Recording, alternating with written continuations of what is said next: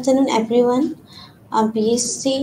131 Unit 8 Contribution of Western Philosophers লাষ্টত যোন দুজন ৱেষ্টাৰ্ণ ফিলচফাৰ্ছ অৰ্থাৎ পাশ্চাত্য দাৰ্শনিকৰ অৱদান আছিলে সেইখিনি ডিছকাছ কৰিম আৰু তাৰ লগত ইন ৰিলেশ্যন টু এডুকেশ্যন অৰ্থাৎ শিক্ষাৰ লগত জড়িত তেওঁলোকৰ শিক্ষণৰ পদ্ধতি তাৰ লগত পাঠ্যক্ৰম দিয়া পাঠ্যক্ৰম অনুসৰি এজন শিক্ষকৰ ভূমিকা অৰ্থাৎ শিক্ষক এজন আদৰ্শ শিক্ষক এজন কেনেকুৱা হয় আৰু তাৰ লগত যিমানখিনি তেওঁলোকৰ বিচাৰ বা ভাৱ ধাৰণা আছিলে সেইখিনি ডিছকাছ কৰিম সো যোনখিনি আমি প্ৰথম প্লেটৰ আমি খিনি কনচেপ্টখিনি আমি পঢ়ি লাষ্ট ক্লাছত ডিছকাছ কৰিছিলোঁ আৰু যোনখিনি এতিয়া পিছত আমি জন ডিভি পঢ়িছোঁ কাৰিকুলাম পঢ়িছোঁ আমি আজি এইজন পঢ়িম তো আমি যেতিয়া কওঁ কি যে ৰুছো জিন জ্যাকিছ ৰুছো সকলোবোৰ ভাল কিয়নো ই প্ৰকৃতিৰ লেখকৰ হাতৰ পৰা আহে কিন্তু মানুহৰ হাতত সকলোবোৰ অৰ্থপতিত হৈ যায় তো এইষাৰ কথাৰ লগত জড়িত কৰি পেলাই আমি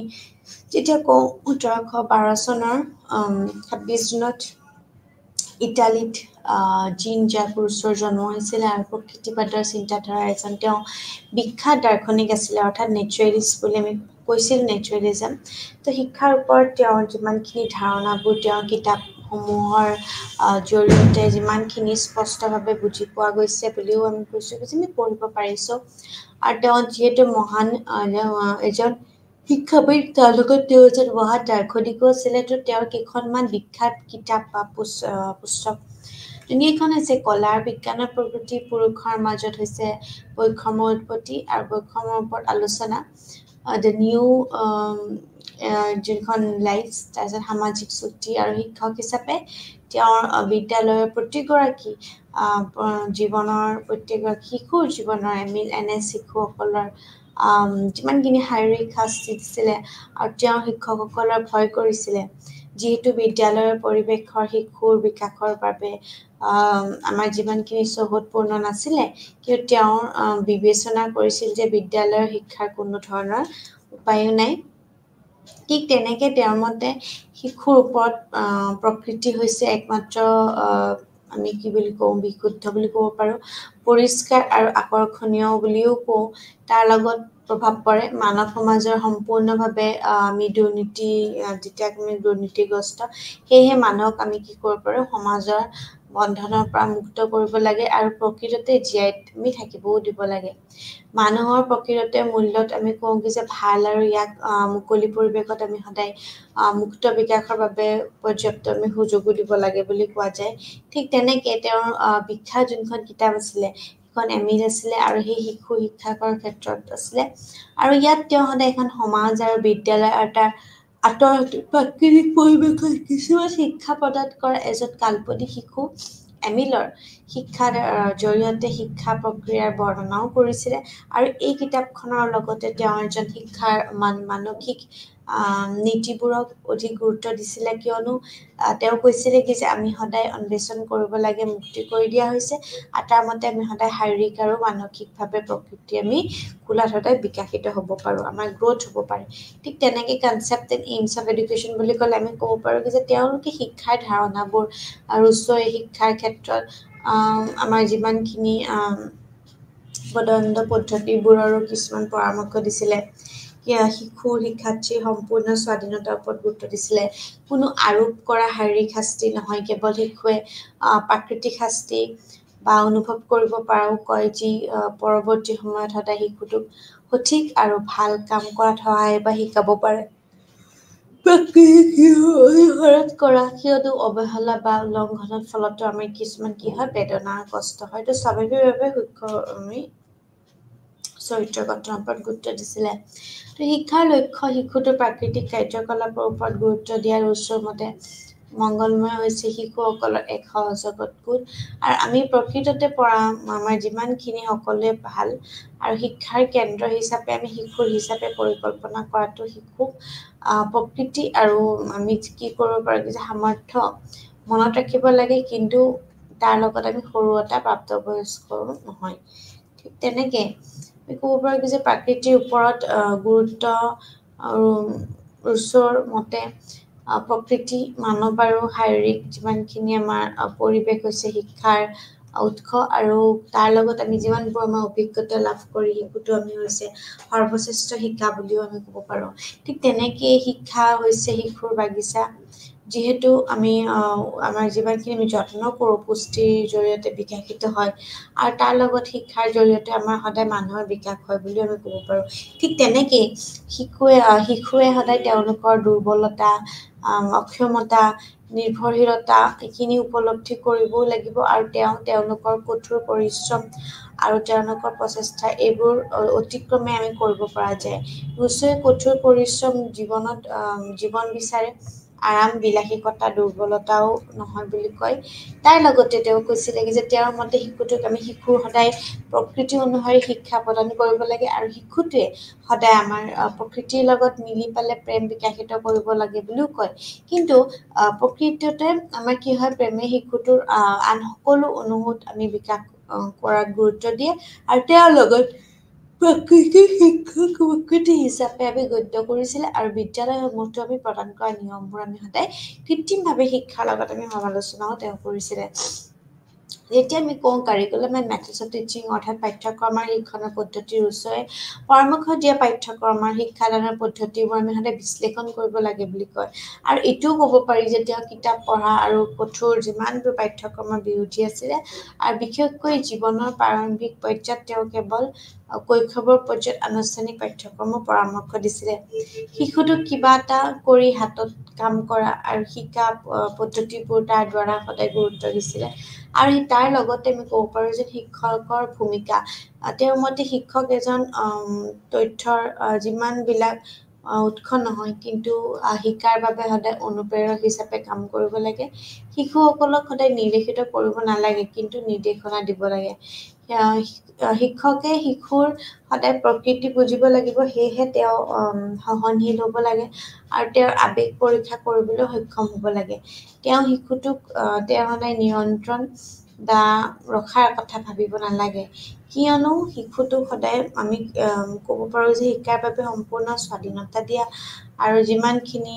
স্বাধীনতা প্ৰদান কৰা শিশুটোক শিক্ষকে সদায় সঠিক নিৰ্দেশনা আমি প্ৰদান কৰিব লাগে বুলিও কয়। তাৰ লগতে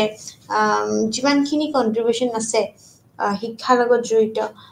ৰুছৰ, তেওঁৰ শৈশৱৰ বৈশিষ্ট্যবোৰ আমি সদায় আমি আৱিষ্কাৰ আৰু আমি চিনাক্ত কৰিছিলে।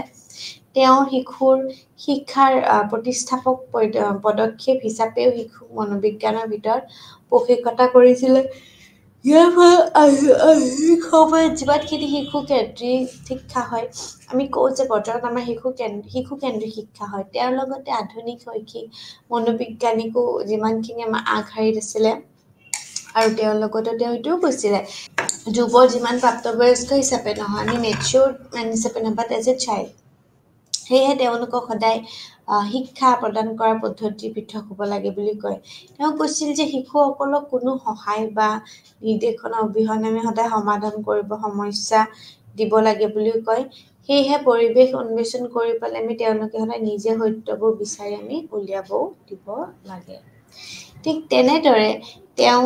মুক্ত আৰু ইতিবাচক অনুশাসনৰ ভেটি স্থাপন কৰিছিলে, যোনটো আমি নিগেটিভ এডুকেশ্যন বুলি কওঁ। ঠিক তেনেকে তেওঁ কৈছিল শিশুটোক প্ৰকৃতিৰ মুক্তভাৱে চলাচল কৰিবলৈ দিয়ে আৰু যিমানবোৰ ব্যক্তিগত অভিজ্ঞতা আছে তাৰ পৰা আমাৰ দৈনন্দিন জীৱনৰ কাৰ্যকলাপত প্ৰকৃততে আমি অংশগ্ৰহণ জৰিয়তে আমি সদায় শিকিব লাগে। তেওঁ শাস্তিৰ ভয়ত শিশুটোৰ মূল আৰু প্ৰাকৃতিক কৌতূহল আৰু বৃদ্ধি ধ্বংস কৰা শাস্তিক আমি সদায় গৰিহণা দিছিলে। তেওঁ আৰু তেওঁৰ লগতে তেওঁ শিশুসকলৰ ওপৰত এটা কঠোৰ অনুশাসনতা প্ৰৱৰ্তনৰ বিৰুদ্ধে আছিলে তেওঁ কৈছিল শিশুসকলক আমি কেতিয়াও মাৰপিট বা অত্যাচাৰ কৰি লাভ নাই তেওঁ সদায় প্লেৱে পদ্ধতিৰ ওপৰত গুৰুত্ব দিছিলে মানে যোনটো আমি খেলা ধূলাৰ মাজেৰে যোনখিনি কথা আমি শিকো ব্যৱহাৰিক কাম আত্মশিক্ষণ পদ্ধতি বা আত্ম অভিজ্ঞতাৰ যিমান জৰিয়তে শিকা পৰ্যবেক্ষণ কৰা অনুসন্ধান আৰু পৰীক্ষামূলক পদ্ধতি কৰি শিকা হিউৰিষ্টিক পদ্ধতি কৰি শিকোৱাত প্ৰকৃততে আমাৰ বস্তু প্ৰদৰ্শন শিশুসকলৰ তেওঁলোকৰ নিজৰ সৃষ্টিশীল উপহাৰে তেওঁলোকৰ সদায় আমি কাম কৰিবলৈ সম্পূৰ্ণ স্বাধীনতা প্ৰদান কৰিব লাগে আৰু তাৰ লগত আমাৰ যিমানখিনি পক্ষপাতি তেওঁলোকৰ যি কৰি আছে আমি সদায় যাতে আমি হস্তক্ষেপ তাৰ লগত নকৰে ঠিক তেনেকৈ নিগেটিভ এডুকেশ্যন সদায় ইতিবাচক শিক্ষাৰ তুলনাত তেওঁ নেতিবাচক শিক্ষাৰ ওপৰত গুৰুত্ব আৰোপ কৰিছিলে কিয়নো আনুষ্ঠানিক আৰু কঠোৰ শিক্ষাই কৃত্ৰিম পৰিৱেশত আমাৰ সদায় যথেষ্টখিনি আমাক তথ্য আৰু আমাক নিৰ্দেশনা দিয়ে প্ৰদান কৰে প্ৰাপ্তবয়স্ক ভূমিকাৰ বাবে কৰিবলৈ সদায় চেষ্টা কৰে নেতিবাচক শিক্ষা কোনো সম্পৰ্কৰ নিয়ন্ত্ৰণ প্ৰণালী অবিহনে আমি কেতিয়াও নকৰোঁ তাৰ লগত আমি ইয়াত শিশুৱে তাৰ প্ৰকৃতি আৰু তাৰ নিজৰ যিমানখিনি গতি থাকে এই প্ৰকাৰৰ যিকোনো তেওঁৰ বা তাই সকলো অনুভূত আমি কি কৰিব পাৰোঁ স্বাভাৱিকভাৱে বিকশিত হয় নেতিবাচক শিক্ষাৰ বা সপক্ষে সদায় ৰুচুৱে কিছুমান গুৰুত্বপূৰ্ণ আৰোপ কৰিছিলে তাৰ মাজত কেইটামান হৈছে কিতাপৰ জৰিয়তে আমি কোনো ধৰণৰ শিক্ষা নাপাওঁ বুলি কৈছিলে আৰু ঠিক তেনেকেই বৰঞ্চ আমি প্ৰকৃতিৰ পৰাহে পাওঁ কোনো আমাৰ সময় সঞ্চয় নহয় শিশুটোক আমি সদায় প্ৰকৃতিত জীয়াই থাকিবলৈ পৰ্যাপ্ত সময় প্ৰদান কৰিব লাগে মানে আমি যদি ডে টু ডে লাইফত আমি কামো কৰি আছোঁ বা ভিতৰতো আছে ঠিক তাৰ মাজতে আমি খেলা ধূলা কৰিবলৈও সময় দিব লাগে কোনো অভ্যাস গঠন নাই শিশুসকলৰ বাবে কোনো আমাৰ মানে অভ্যাস নাই আৰু শিশুসকলৰ বাবে কোনো ধৰণৰ সামাজিক শিক্ষা নাই যিহেতু সেই সময়ত উচ্চ শ্ৰেণীৰ সমাজত দুৰ্নীতিগ্ৰস্ত আছিলে চ' কোনো ধৰণৰ প্ৰত্যেক নৈতিক শিক্ষা নাই কোনো কঠোৰ আৰু আনুষ্ঠানিক অনুশাসনো নাই আৰু কোনো পৰম্পৰাগত শিক্ষা পদ্ধতিও নাই ঠিক তেনেকেই আমি কওঁ যে ওমেন এডুকেশ্যন যে নাৰী শিক্ষাৰ ওপৰত গুৰুত্ব দিছিল ৰুচোৱে সদায় পুৰুষ আৰু মহিলাৰ বাবে এক শিক্ষাৰ সদায় পক্ষপাতি নাছিলে কিয়নো তেওঁ বিশ্বাস কৰিছিলে যে তেওঁলোকৰ দায়িত্ববোৰ সদায় প্ৰকৃততে সম্পূৰ্ণ বেলেগ হয় আমি যদি যিমান দায়িত্ববোৰ চাওঁ বেলেগ থাকে যেনেকৈ সদায় সোল মেম্বাৰ অৰ্থাৎ family father he is ultimately the income holder বা মানে আৰ্নিং হোল্ডাৰ ঠিক তেনেকৈ আমি ক'ব পাৰোঁ যে তেওঁলোকৰ দায়িত্ব প্ৰকৃততে সম্পূৰ্ণ আছিল আৰু তেওঁৰ এইটোও কৈছিল যে মহিলাসকলে সেৱা কৰিবলৈ জন্মগ্ৰহণ কৰে আৰু পুৰুষসকলে উপভোগ কৰিবলৈ সদায় জন্মগ্ৰহণ কৰে আৰু তেওঁৰ লগত মহিলাসকলৰ ভূমিকা হৈছে শিশুক ডাঙৰ দীঘল কৰি তোলা আৰু তাৰ লগত মহিলাসকলৰ ভূমিকা বিভিন্ন ধৰণৰ যেনেকৈ প্ৰাপ্তবয়স্ক হিচাপে আমি ডাঙৰ কৰাত হোৱাত সহায় কৰে তেওঁলোকৰ জীৱনৰ আৰামদায়ক আৰু গ্ৰহণযোগ্য কৰাৰ বাবে পৰামৰ্শ প্ৰদান কৰে সেয়েহে মহিলাসকলক সদায় আমি উচ্চ শিক্ষা প্ৰদান কৰাৰ পৰিৱৰ্তে তেওঁলোকক আমি বিভিন্ন ধৰণৰ ধৰ্ম চিলাই এম্ব্ৰইডাৰী বা বিভিন্ন ধৰণৰ এনেকুৱা ধৰণৰ আমি শিক্ষা শিকোৱাটো উচিত হয় তেওঁহঁতেও ভাবিছিল যে তেওঁলোকৰ মহিলাসকলৰ বাবে নৈতিক আৰু ধৰ্মীয় শিক্ষাৰ পোষকতা কৰিছিলে এইটো বিতৰ্কৰ এটা অংশ হ'ব পাৰে বুলি কয়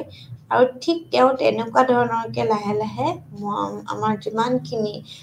কাৰিকৰী আৰু আলোকিত সমাজৰ বৰ্তমানৰ সমাজৰ পৰিপ্ৰেক্ষিতত বুলিও ক'ব পাৰি আৰু ইয়াক সদায় আলোচনাৰ প্ৰতিফলনৰ এটা প্ৰয়োজন বুলি কৈছিলে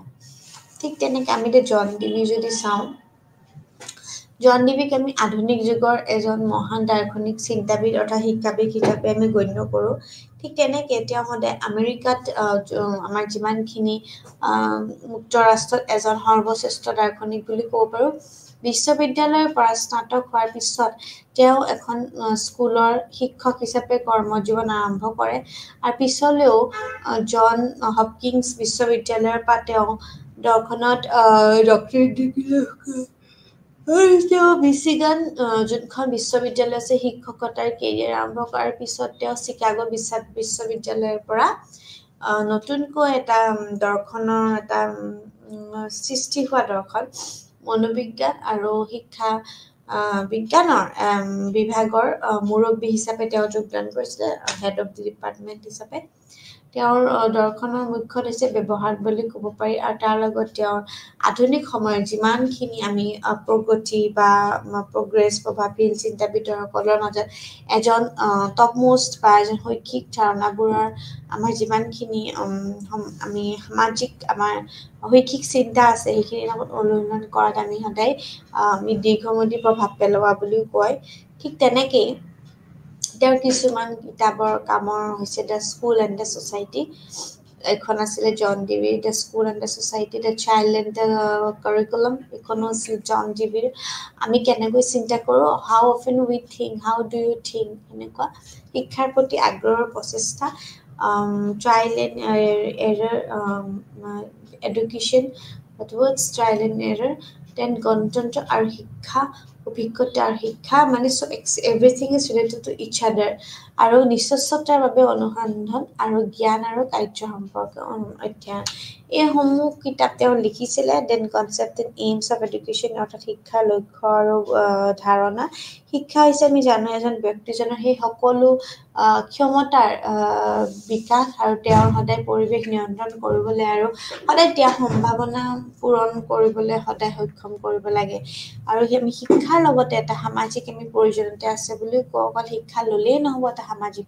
প্ৰয়োজনীয়তা আছে এইটো ব্যক্তি আৰু সমাজ দুয়োৰে পৰা আমি গতিশীল আমাৰ প্ৰগতিশীল আমাৰ প্ৰকৃতি হয় আৰু তাৰ লগতে এইটো এটা আমাৰ বাইপলাৰ প্ৰক্ৰিয়া বুলি কৈছে আৰু এইটো বাইপলাৰ প্ৰক্ৰিয়া বুলি এইটো কাৰণেই কৈছে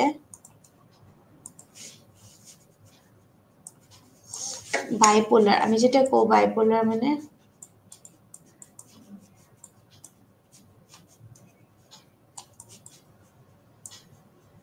bipolar what does it mean two poles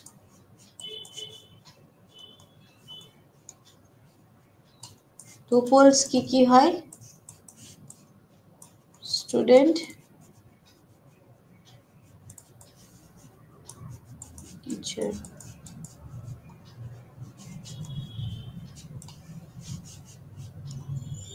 ঠিক আছে ঠিক তেনেকে এটা বাইপলাৰ প্ৰক্ৰিয়াৰ দুটা দিশ আছে মানসিক আৰু সামাজিক আৰু ষ্টুডেণ্ট আৰু টিচাৰ লগতে আন দুটা আছে এটা হৈছে মেণ্টেল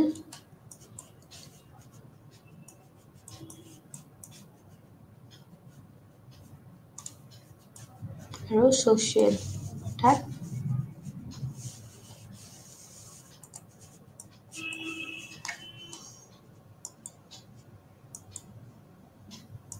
মানসিক বুলি আমি যাক কওঁ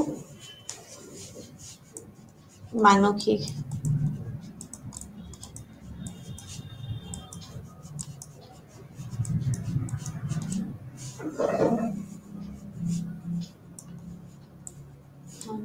আৰু সামাজিক ঠিক আছে ঠিক তেনেকে দুইটা সমানে গুৰুত্বপূৰ্ণ হয় মানসিক দিশটো আমাৰ শিশুৰ সদায় আমাৰ মেণ্টেল যোনটো সদায় শিশুৰ নিডছ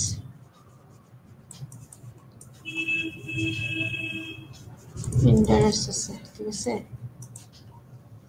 আৰু প্ৰতিভা আৰু সামাজিক দিশটো শিশুৰ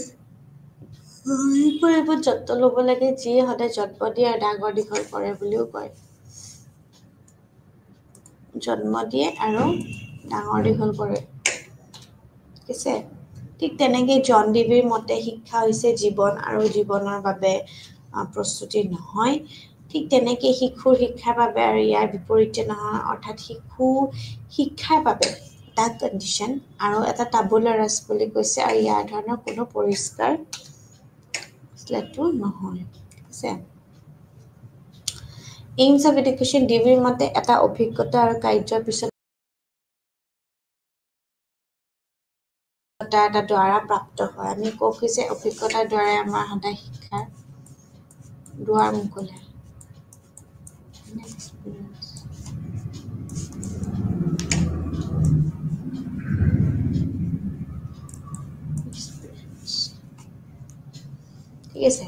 যেতিয়া এজন ব্যক্তিয়ে যিকোনো কাম কৰে আৰু ইয়াক সম্পাদন কৰাত প্ৰত্যাহ্বান আৰু অসুবিধাৰ সন্মুখীন হয় তেওঁ এইবোৰ কেনেদৰে অতিক্ৰম কৰিব লাগে সেইটো চিন্তা কৰে ঠিক তেনেকৈ আমি কওঁ যে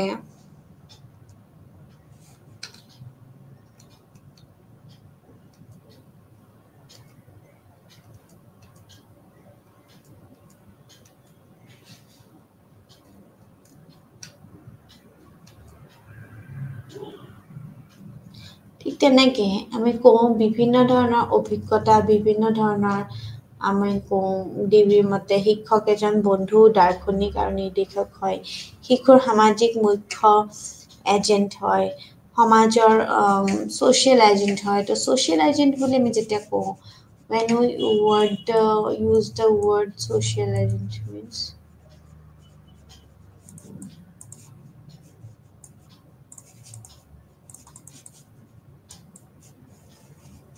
ঠিক আছে আৰু আমি যেতিয়া কওঁ ছ'চিয়েল তেতিয়া আমি কওঁ কি যে ইয়াত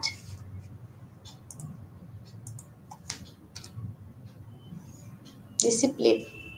ক'তো অনুশাসন লাগিব মানে ষ্ট্ৰিক্ট ডিচিপ্লিন আৰু ষ্ট্ৰিকৰ লগত কি কৈছিলোঁ the last self discipline this one is very important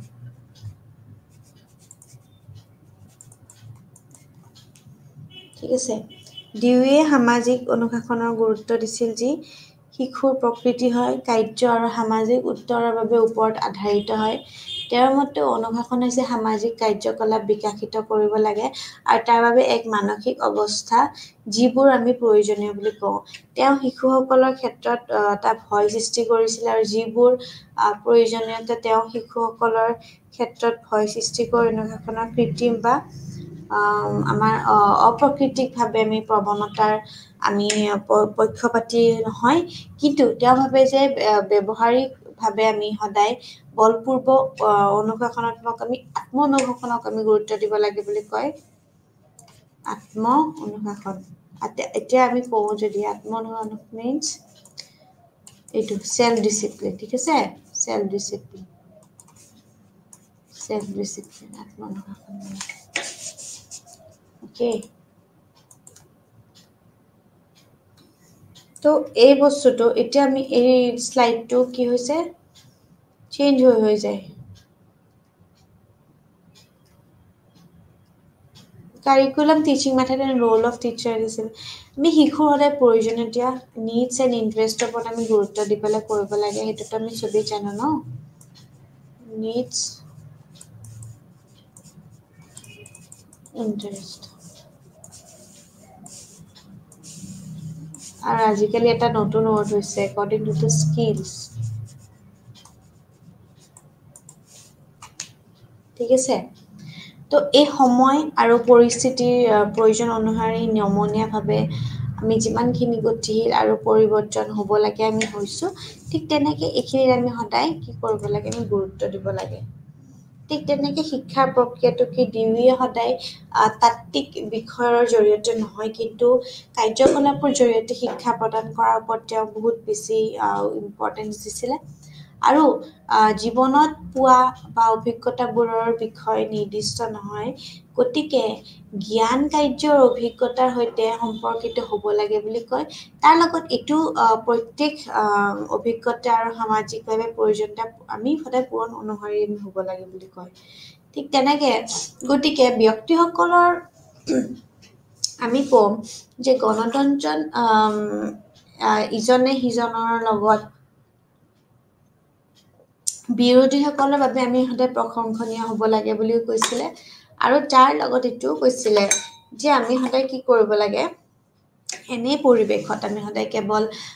সামাজিক আৰু ব্যক্তিগত বিকাশ হয় আৰু শিশুৱে সদায় অভিজ্ঞতাৰ দ্বাৰা প্ৰকৃততে জ্ঞান লাভ কৰে বুলি কয় ঠিক তেনেকৈ লাহে লাহে তেওঁৰ অভিজ্ঞতাবোৰ সদায় আমি বৃদ্ধি হোৱাৰ লগে লগে তেওঁৰ জ্ঞানো বৃদ্ধি হয় অভিজ্ঞতাৰ আধাৰত আমি সদায় শিশুটোৰ আমি আচৰণ পৰিৱৰ্তন হয় আৰু তেওঁৰ আধাৰত আমি সদায় অধিক আমি অভিজ্ঞতা লাভ কৰাটো আমি গুৰুত্ব দিব লাগে আৰু এনেদৰে অভিজ্ঞতাৰ পুনৰ নিৰ্মাণ নিৰঞ্জন হৈ উঠে আৰু তাৰ লগতে আমি এইটোও কম যে শিক্ষা হৈছে অভিজ্ঞতা এটা পুনৰ নিৰ্মাণৰ প্ৰক্ৰিয়া আৰু গণতান্ত্ৰিকভাৱে পৃথিৱীত শিক্ষা হৈছে প্ৰতিজন ব্যক্তিৰ অধিকাৰ গতিকে ৰাজ্যখনে শিশুসকলৰ সম্পূৰ্ণ দায়িত্ব ল'ব লাগিব বুলি কয় আৰু গণতান্ত্ৰিক সমাজৰ দ্বাৰা ডিউয়ে কেৱল ৰাজনীতিক বুলিয়ে নহয় কিন্তু গণতন্ত্ৰক জীৱনৰ এটা উপায় হিচাপেও বুজাইছিলে ঠিক তেনেকৈ আমি কওঁ যে তেওঁৰ অভিমত হৈছে যে ব্যক্তিসকলৰ বিভিন্ন অভিজ্ঞতা আছে আৰু সেয়েহে তেওঁলোকৰ সদায় কামৰ পাৰ্থক্য তাৰ লগত আছে আৰু জন ডিভিৰ মতে শিক্ষা হৈছে জীৱনৰ সামাজিক ধাৰাবাহিকতা বুলি কৈছিলে মানে এটা ছ'চিয়েল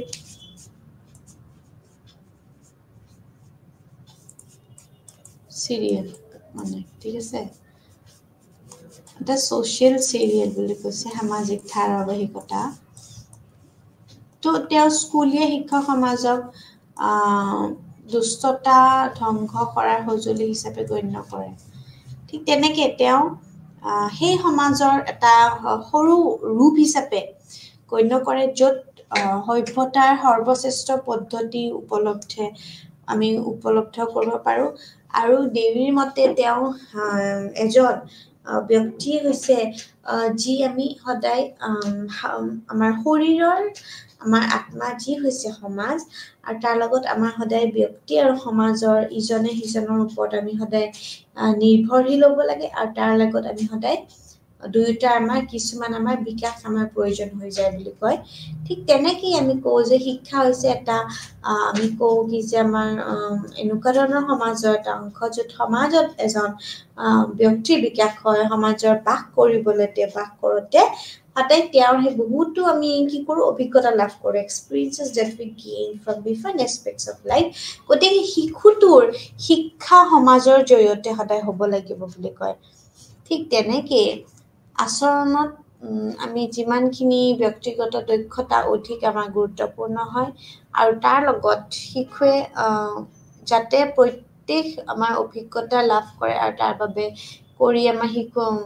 শিশুটোক কৰিব লাগিব গুৰুত্বপূৰ্ণ হিচাপে ল'ব লাগিব ঠিক তেনেকৈ ভৱিষ্যতৰ বিদ্যালয়ৰ জীৱনৰ মাজত দূৰত্বৰ ব্যৱধান কেতিয়াও থাকিব নালাগে তাৰ লগতে বাস্তৱ জীৱনৰ আমাৰ যিমানখিনি অভিজ্ঞতা আছে বিদ্যালয়খনত প্ৰদান কৰিব লাগে বুলি কয় ঠিক তেনেকৈ শিক্ষাৰ অৰ্থ হৈছে জীৱনৰ দেৱীৰ মতে শিক্ষা নিজেই জীৱন আৰু জীৱনৰ বাবে প্ৰস্তুতি নহয় বুলি কৈছিলে শিক্ষা হৈছে জীয়াই থকাৰ এক প্ৰক্ৰিয়া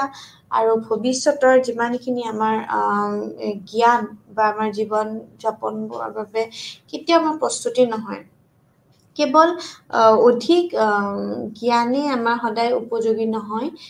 জীৱনৰ ব্যৱহাৰ কৰিব লাগে কিছুমান আমাৰ জ্ঞানক অধিক আমি গুৰুত্ব দিব লাগে বুলিও কয় ঠিক তেনেকৈ এনেদৰে কিছুমান চিন্তা আৰু ধাৰণাৰ লগত প্ৰস্তুত কৰা হয় আৰু এই কাৰ্যবোৰ আমি অধিক সম্পাদন কৰা হয় টিভিয়ে এই চিন্তাবোৰ শিক্ষা বুলি কয় তেওঁ কিছুমান লক্ষ্য আছিলে শিক্ষাৰ উদযাপন হিচাপে দৰ্শন যেনেকৈ ডিউয়ে শিক্ষাক দৰ্শনৰ গতিশীল দিশ বুলি গণ্য নকৰে বৰঞ্চ তেওঁ দৰ্শনক শিক্ষা উদযাপন হিচাপে গণ্য কৰে আৰু তেওঁ কয় যে দৰ্শন হৈছে ইয়াৰ আটাইতকৈ সাধাৰণ পৰ্যায়ৰ এটা শিক্ষাৰ তত্ত্ব ঠিক তেনেকৈ আমি এইটোৱে ক'ম কি যে জন ডিভি সেই বস্তুখিনিৰ লগত আমি খুব বেছি অৱেৰ এতিয়া আমি নেক্সট পঢ়িম ইমানুৱেল কাণ্ট তো আমাৰ 1724 চনৰ 22 এপ্ৰিলত যেতিয়া জাৰ্মানীৰ আমাৰ এজন মহান জাৰ্মান দাৰ্শনিকৰ ইমানুৱেল কাণ্টৰ জন্ম হৈছিলে তেওঁ লেটিন গ্ৰীক আৰু ধৰ্মতত্ত্ব অধ্যয়ন কৰিছিলে আৰু জাৰ্মান শিক্ষাৰ যিমানখিনি ইতিহাসৰ বিশেষ যিমান জ্ঞান বিশেষজ্ঞ হিচাপে তেওঁৰ অষ্টদশ শতিকাতে তেওঁ কি হৈছিলে শিক্ষাগিৰি যুগ বুলি বৰ্ণনা কৰিছিলে ঠিক তেনেকৈ শিক্ষাৰ ক্ষেত্ৰত শিক্ষাৰ যিমানখিনি তেওঁৰ যথেষ্টখিনি এটা গুৰুত্বপূৰ্ণ অৱদান আগবঢ়াইছিলে শিক্ষা দৰ্শন বা দৰ্শনত তেওঁ যেতিয়া লাহে লাহে বিভিন্ন ধৰণৰ বক্তৃতা বা প্ৰদান কৰিছিলে আৰু বিভিন্ন আমি দেখা পাওঁ তেওঁৰ এটা গুৰুত্বপূৰ্ণ অৱদান আছিলে ইমানুৱেল কান্তে এই ধাৰণাটোৰ ওপৰত আধাৰিত কৰি এটা প্ৰণালী আগবঢ়াইছিলে বিকশিত কৰিছিল যে বাস্তৱৰ আমাৰ যিমানখিনি প্ৰকৃতি বুজিবলৈ অভিজ্ঞতাৰ প্ৰকৃতি নিয়ন্ত্ৰণ কৰা যুক্তি আৰু আমাৰ যিমানখিনি আমাৰ প্ৰক্ৰিয়াটো আমাৰ কি হৈছিলে কেৱল আমাৰ মানে এনেকুৱা নহয় কি যে পৰীক্ষা আৰু এইফালে বিশ্লেষণ কৰিব লাগিব তেনেকুৱা নহয় তো ঠিক তেনেকৈ আমাৰ গোটেইখিনি আমি ক'ব পাৰোঁ আমাৰ আদৰ্শবাদে অস্তিত্বৰ আমাৰ সুভোগ দীৰ্ঘদিনৰ লগত অহংকাৰ আছিলে আৰু তাৰ লগত জড়িত তেওঁ ব্যক্তিত্ব কৰিছিল যে সকলো জীৱৰ পৰা কেৱল মানুহক আমি শিক্ষাৰ প্ৰয়োজন দিব লাগে আৰু শিক্ষাৰ ভিতৰত আছে শিশুটো যেনেকৈ কেঁচুৱা হ'লে আমি কি কৰোঁ ডাঙৰ দীঘল কৰোঁ লালন পালন কৰোঁ বা আমি খুব বেছি যত্ন কৰোঁ ঠিক সেই অলপ অলপকৈ ডাঙৰ হ'লেও অনুশাসনৰ নিৰ্দেশনা বুজিবলৈ সক্ষম হ'লে আমি তেতিয়া কি কৰিব লাগিব লগে লগে আমি ডিচিপ্লিনৰ ট্ৰেইনিং দিব লাগিব প্ৰশিক্ষণ দিব লাগিব ঠিক তেনেকৈ concept and aims of education শিক্ষাৰ লক্ষ্য আৰু ধাৰণা মানুহৰ ক্ষেত্ৰত ইতিমধ্যে যি আছে তাৰ বিকাশ আৰু সেয়াই হৈছে প্ৰাকৃতিকতা আমি মংগলময়তা মানে যি আছে সেইটোতে যেতিয়া আমি কি হওঁ ইতিমধ্যে আমি সেইটো বিকাশৰ ওপৰত গুৰুত্ব দিওঁ আৰু তাৰ লগত শিক্ষাও শিক্ষিততে আমাৰ ব্যক্তিৰ জৰিয়তে সমাজৰ কি হয় কি যে নিৰন্তৰ উন্নতি আৰু এনেদৰে উন্নত ভৱিষ্যতৰ সদায় এটা নিশ্চিত কৰে ঠিক তেনেকৈ মানুহৰ সকলো প্ৰাকৃতিক বিকশিত কৰাটো হৈছে প্ৰকৃততে শিক্ষা ঠিক তেনেকৈ ভাল শিক্ষাই মানুহৰ সদায় প্ৰকৃততে নিখুঁততা প্ৰদান কৰে যিটো স্বাভাৱিকভাৱে আমি কি ক'ব পাৰোঁ কি যে ইয়াৰ পৰিকল্পনা বিশ্বজনীন আৰু সৰ্বশ্ৰেষ্ঠ হ'ব লাগে বুলিও কয় ঠিক তেনেকৈ শিশুসকলৰ কেৱল বৰ্তমান বাবেই নহয় কিন্তু উন্নত ভৱিষ্যতৰ বাবে তেখেতে নিজে নিজে শিক্ষিত কৰিব লাগে সকলো ব্যক্তিৰ দ্বাৰা নিজৰ আৰু আনৰ মৰ্যাদা বজাই ৰখা তাৰপিছত তেওঁ কৈছিল যে আনৰ প্ৰতি আমাৰ যিমানখিনি মানদণ্ড তাৰ লগত আমাৰ সন্মানৰ যিমানখিনি আমাৰ অনুভূতি কাম কৰা বয়সৰ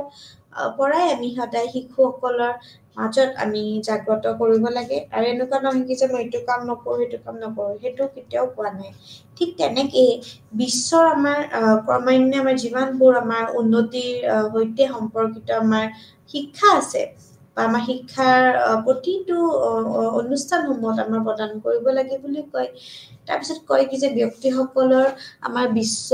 আমাৰ যিমানখিনি নৈতিকতাৰ বাবে আমাৰ প্ৰস্তুত কৰা হয় তো এনেদৰে তেওঁৰ যেতিয়া কয় যে আমাৰ তেওঁ গোলকীয়ভাৱে আমাৰ নৈতিক সমাজৰ বিকাশ কৰিব লাগে আৰু তাৰ লগত আমাৰ এইটো বিচাৰিছিলে যে আমি কেনেকৈ আমি সেই কামখিনিত আগবাঢ়িব পাৰোঁ ঠিক তেনেকৈ শিক্ষাত এটা প্ৰচেছ আছে আৰু ইমানুৱেল কান্তে সদায় সকলো বয়সৰ গোটেইখিনি বস্তুতে সদায় শিক্ষাৰ ওপৰত তেওঁ ধাৰণা দিছিলে তথ্য শৈশৱৰ পৰা বা প্ৰাপ্তবয়স্কৰ বহুলৈকে মানে প্ৰত্যেকটো ষ্টেজ অফ এডুকেশ্যনতে তেওঁ কি দিছিল ধাৰণা তেওঁৰ আইডিয়া দিছিলে যেনেকৈ মৌলিক শিক্ষা ইমানুৱেল কান্তে কৈছিলে মৌলিক শিক্ষাটো বহুত ইম্পৰ্টেণ্ট হয় মৌলিক হৈছে অৰেল যোনটো এডুকেশ্যন সেইটো ইম্পৰ্টেণ্ট হয় তেওঁৰ আমাৰ পাৰিবাৰিক শিক্ষা অৰ্থাৎ আমাৰ ছ'চিয়েল আমাৰ ফেমিলি যোনখিনি আছে সেইখিনি ফেমিলিৰ ওপৰত শিক্ষা আমাৰ বিদ্যালয় শিক্ষা স্কুল এডুকেশ্যন বিশ্ববিদ্যালয় শিক্ষা অৰ্থাৎ ইউনিভাৰ্চিটি এডুকেশ্যন দেন সাধাৰণ প্ৰাপ্তবয়স্ক শিক্ষা আমাৰ যোনখিনি আমি ক'ব পাৰোঁ আৰু জ্যেষ্ঠ নাগৰিক শিক্ষা অৰ্থাৎ ছিনিয়ৰ চিটিজেন শিক্ষা এই গোটেই বস্তুখিনি তেওঁ গুৰুত্ব দিছিলে আৰু তেওঁৰ মতামতে অনুসৰি এইটোও কৈছিলে যে শিশুটোৰ মৌলিক যোনখিনি প্ৰকৃতিক কৃত্ৰিম উপহাৰে আমি সদায় বিকৃত কৰিব কেতিয়াও নালাগে শিশুৱে সদায় সুখী আৰু মুক্ত হৃদয় ভাল পায় আৰু তাৰ লগতে আমি কওঁ যে এটা তেওঁ ইমানুৱেল কান্তে এটা কম্পেৰিজন কৰিছিলে কি যে শিশুৰ যাতে মুখখন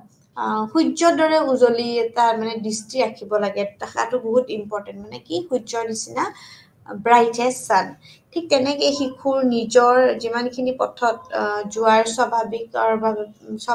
স্বাভাৱিকতাৰ বাবে প্ৰৱণতা থাকিব লাগে পাৰে বুলি কয় ই গোটেইখিনি ক্ষতিকাৰক বিপদজনক আমাৰ যিমানবিলাক আমাৰ পৰীক্ষা কৰিব লাগে সেইখিনি কৰক কিয়নো আমি কি কৰিব পাৰোঁ প্ৰক্ৰিয়াত আমি সদায় তেওঁলোকৰ নিজৰ ক্ষতি কৰিব পাৰে ঠিক তেনেকে কিন্তু সেইবোৰ নিয়ন্ত্ৰণ কৰাৰ প্ৰক্ৰিয়াতে আমি তেওঁলোকক সদায় ভাবুকি দিয়াটো উচিত নহয় আমি ভাবুকি দিব নালাগে ঠিক আছে তো তেওঁলোকৰ সকলোবোৰ খেল হিচাপে গণ্য কৰা সেইখিনি ইম্পৰ্টেণ্ট আছিলে উচিত নহয় কিন্তু তেওঁলোকক আমি কি কৰিব পাৰোঁ সকলোবোৰৰ আমি মুক্তি দিবলৈ চেষ্টা কৰা উচিত নহয়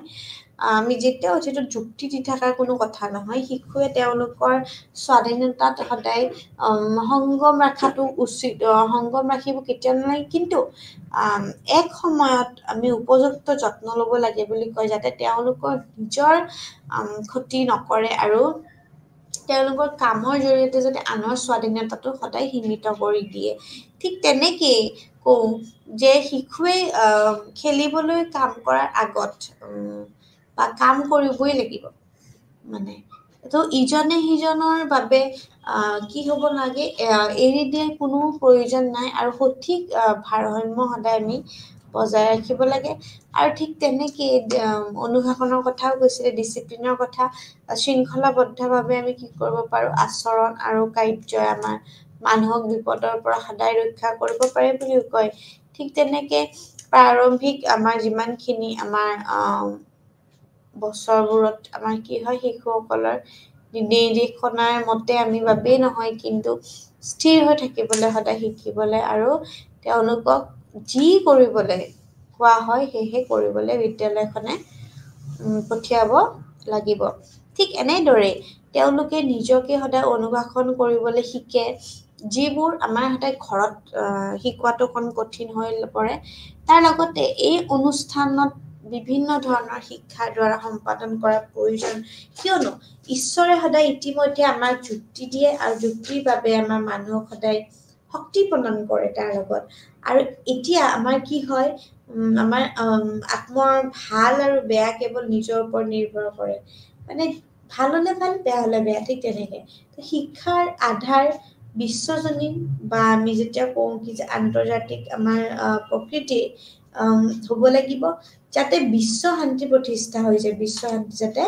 প্ৰতিষ্ঠা হয় এতিয়া মেথডছ অফ টিচিং অৰ্থাৎ শিক্ষণৰ পদ্ধতিসমূহ পাঠ্যক্ৰম বয়সৰ গোটৰ সৈতে খাপ খাব লাগিব ফাৰ্ষ্টত হৈছে আমাৰ এইজটো এটা ফেক্টৰ হয় এইজ ঠিক আছে শিক্ষা এটা যান্ত্ৰিক প্ৰক্ৰিয়া হ'ব শিক্ষাৰ পদ্ধতিবোৰ শিশুসকলৰ চিন্তা কৰিবলৈ উৎসাহিত কৰিব লাগে ঠিক আছে নন টেকনিকেল হ'ব লাগিব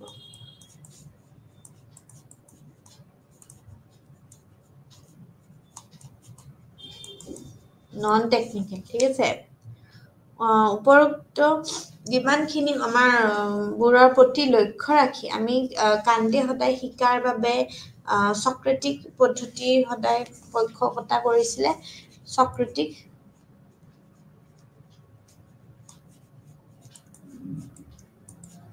ঠিক আছে শিশুৱে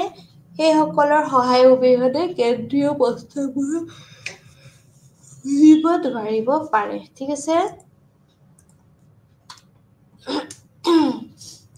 কিন্তু শিক্ষকসকলে কি কৰিব পাৰে এতিয়াও আমি শিশুৰ ক্ষেত্ৰত আমাৰ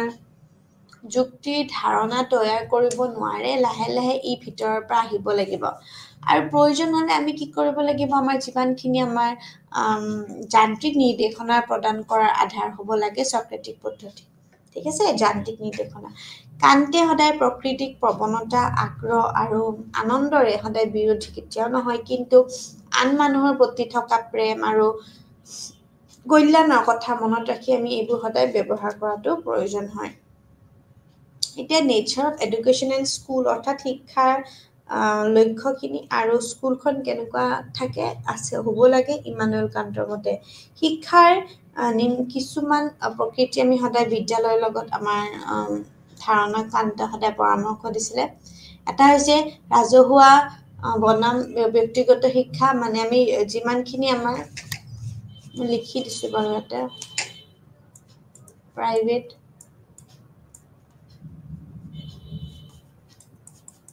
versus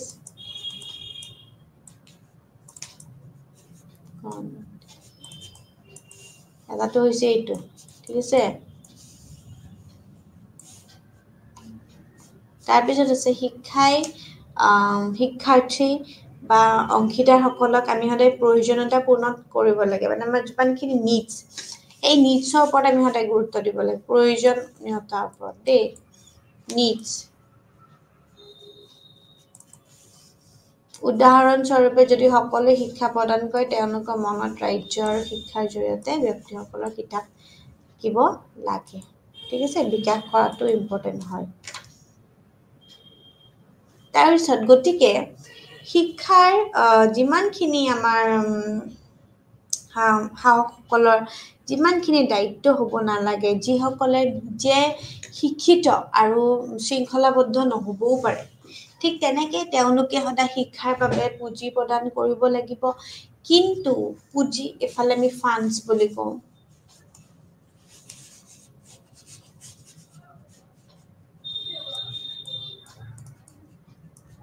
ফাণ্ডছ ব্যক্তিগত শিক্ষানুষ্ঠানসমূহত আমি কি কৰিব লাগে যুৱসকলৰ তেওঁলোকৰ ব্যক্তিগত আৰু সমাজৰ বিকাশৰ বাবে আমি শিক্ষিত কৰাটো সদায় আমাৰ গুৰুত্ব এটা আমি সদায় গুৰুত্ব কাৰণ গ্ৰহণ কৰিব লাগিব বুলি কয় তো ফাণ্ড প্ৰভাইড কৰাটো এটা ইম্পৰ্টেণ্ট হয় ঠিক আছে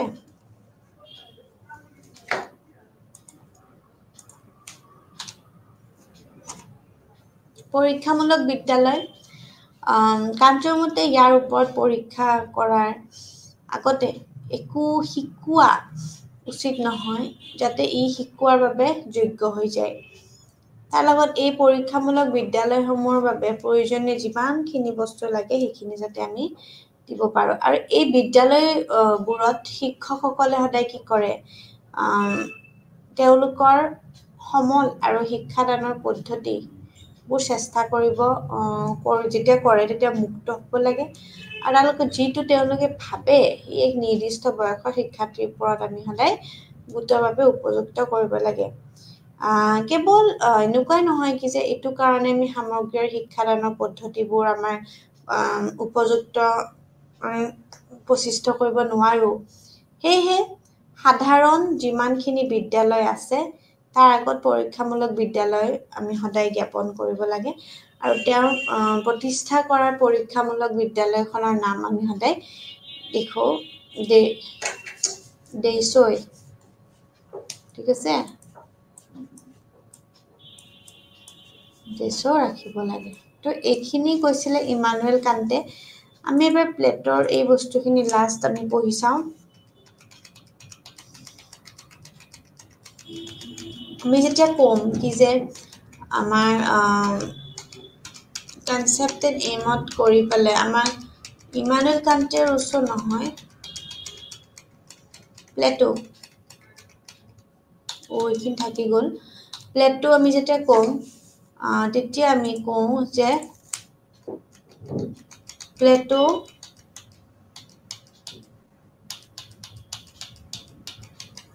প্লেটোৰ ইম্পৰ্টেণ্ট হৈছে আমি পঢ়িব লাগিব একদম প্ৰথম হৈছিলে প্লেটো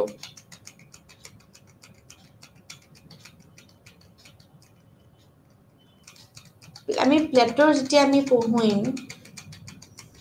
আমি প্লেটোৰ আমি কি পঢ়িম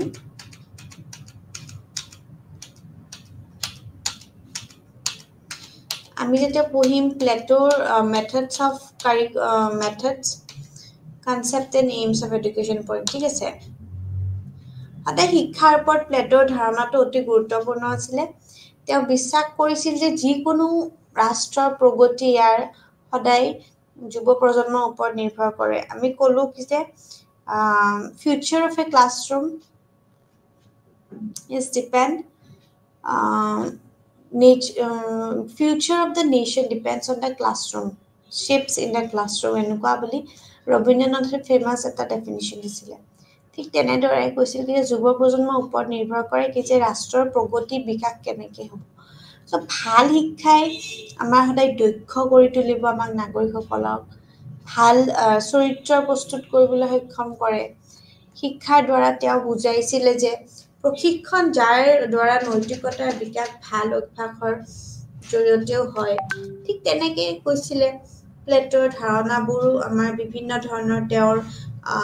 দ্বাৰা এখন বিদ্যালয় চেষ্টা আৰু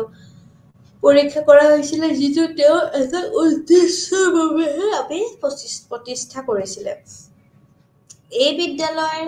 আমাৰ যিমানখিনি আমাৰ একাডেমি বুলি আমি ক'ব পাৰো কোৱা হৈছিলে আৰু তেওঁৰ শিক্ষাৰ বাবে পৰীক্ষা কৰা আৰু প্ৰতিষ্ঠিত নীতিত বিশ্বাস কৰিছিলে তেওঁ সেই একাডেমিত শিক্ষকতা বিষয় হিচাপে দৰ্শন সংগীত গণিত ৰাজনীতি বিজ্ঞান সমাজ বিজ্ঞান মনোবিজ্ঞান এইবোৰক সব অন্তৰ্ভুক্ত কৰিছিলে প্লেটোৰ দৰ্শন আদৰ্শবাদী তেওঁ বিশ্বাস কৰিছিল যে বাস্তৱত আমি যেনেকুৱাকৈ আমি পৃথিৱীখন আমাৰ কেৱল ধাৰণাবোৰতহে আমাৰ পৃথিৱী চলি থাকে থটস কেৱল ধাৰণাবোৰহে সঁচা তেনেকৈ ভৌতিক বা আমাৰ যিমানখিনি ভৌতিক পৃথিৱীৰ ধাৰণাৰ ওপৰত আমাৰ আধাৰিত হয় ঠিক কেৱল ব্ৰহ্মা বা ঈশ্বৰ সঁচা হয় আৰু সম্পূৰ্ণ পৃথিৱীখনৰ এটা পৌৰাণিক কাহিনী আৰু বাকি যিমানখিনি আছে তাৰ সকলোবোৰ সম্পূৰ্ণ হয় ঠিক তেনেকৈ ধাৰণাবোৰ আমাৰ সদায় চিৰন্তন হয় নিখুঁত হয় অপৰিৱৰ্তনীয় হয় আৰু চিৰস্থায়ী হয় বুলি কয় মানে চিৰস্থায়ী প্লেটোৰ আদৰ্শবাদী চিন্তা অনুসৰি দুখন পৃথিৱী আছে বুলি কয় ঠিক তেনেকৈ ধাৰণাৰ পৃথিৱী আৰু ভৌতিক পৃথিৱী যিবোৰ আমাৰ ইন্দ্ৰিয়ৰ জৰিয়তে আমি অনুভৱ কৰা হয় বুলি কয় ঠিক তেনেকৈ এই ভৌতিক পৃথিৱীখনে আমাৰ সদায় অস্থায়ী হয় আৰু কেৱল ইন্দ্ৰিয় বা ধাৰণাৰ জৰিয়তে আমি সদায় আকৃতি আমাৰ দিয়া যায় ইন্দ্ৰিয়ৰ পৃথিৱীখন আমাৰ সদায় ধ্বংসযোগ্য আৰু সময় আৰু স্থান অনুসৰি আমি বিদ্যমান কৰোঁ তেওঁৰ মতে জ্ঞান আৰু নৈতিকতাৰ আমাৰ দুয়োটাৰ শিক্ষা প্ৰদান কৰিব লাগে শিক্ষা হৈছে সত্য ঈশ্বৰ আৰু সৌন্দৰ্য প্ৰাপ্ত কৰা এটা সঁজুলি অৰ্থাৎ সত্যম শিৱম আৰু সুন্দৰম বুলি যাক কওঁ এতিয়া এই যে সত্যম শিৱম এণ্ড সুন্দৰম ঠিক আছে সত্যম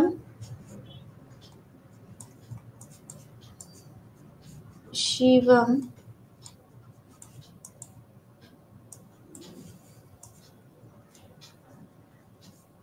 Sundaram. Satyam Shivam Sundaram. এতিয়া Satyam means truth, जिनको deny. शिव भी सुंदर है, ठीक है से? आरु शिव भी सुंदर है, सुंदर. Satyam is truth, ठीक है से? এইটো আমি কি বুলি ক'ব পাৰো আমাৰ এস্থেটিক ভ্যালুজ আমি যেটা ভ্যালুজ পঢ়ো আমাৰ যেটা মূল্যবোধ পঢ়ো আমি এটা এস্থেটিক পাওঁ এস্থেটিক ওয়ার্ড মানে সাম বিউটি যোনটো এস্থেটিক মানে কিনো এস্থেটিক ভ্যালু মানে অ্যাপ্রিসিয়েশন অফ বিউটি ঠিক আছে appreciation of truth knowledge beauty তো এই বস্তুটো হৈছে দা এস্থেটিক সেন্স ঠিক আছে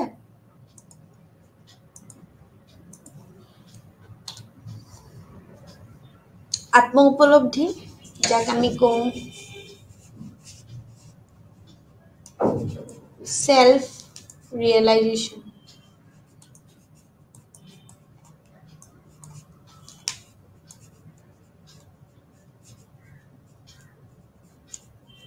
self realization ঠিক আছে সত্য সৌন্দৰ্য মংগলময় গতি এটা এস্থেটিক ভ্যালুজ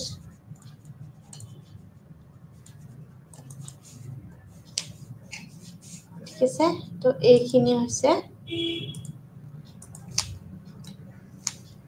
তাৰ লগত আধ্যাত্মিক মূল্যবোধৰ বিকাশ আধ্যাত্মিক হৈছে স্পিৰিচুৱেল মানে spiritual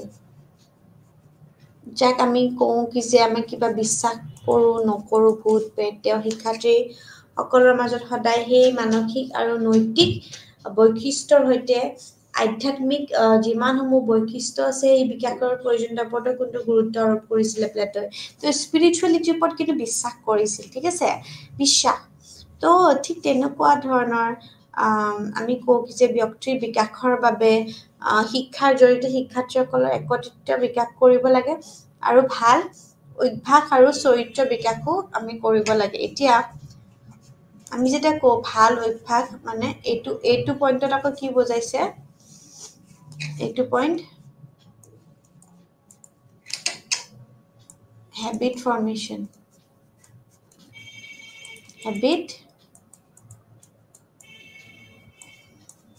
habit formation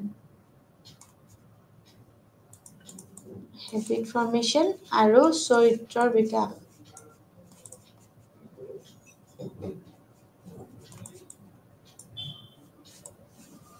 character formation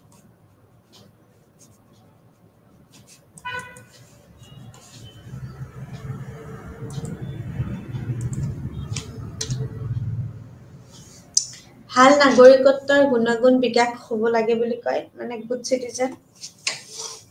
good citizen কেনেকৈ আমি হ'ব পাৰো হাও গুড চিটিজেন ঠিক আছে ঠিক তেনেকৈ আমি এনে গুণাগুণ বিকাশিত কৰিব লাগে যাতে তেওঁলোকে সামাজিকভাৱে আমাৰ উপযোগী নাগৰিক হৈ যায় আৰু তেওঁলোকৰ যিমানখিনি ভূমিকা অনুসৰি সমাজৰ প্ৰতি তেওঁলোকে যাতে লালন পালন কৰি মিলা জুলিকে থাকে ঠিক আছে তো এইটো হৈছে ভাল নাগৰিকতাৰ পইণ্টছ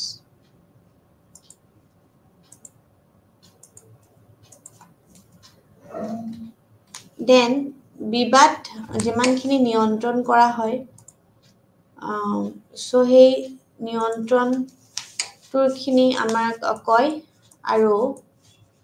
মানৱ জীৱনত সন্তুলন স্থাপন কৰা শিক্ষাৰ উদ্দেশ্য হ'ব লাগে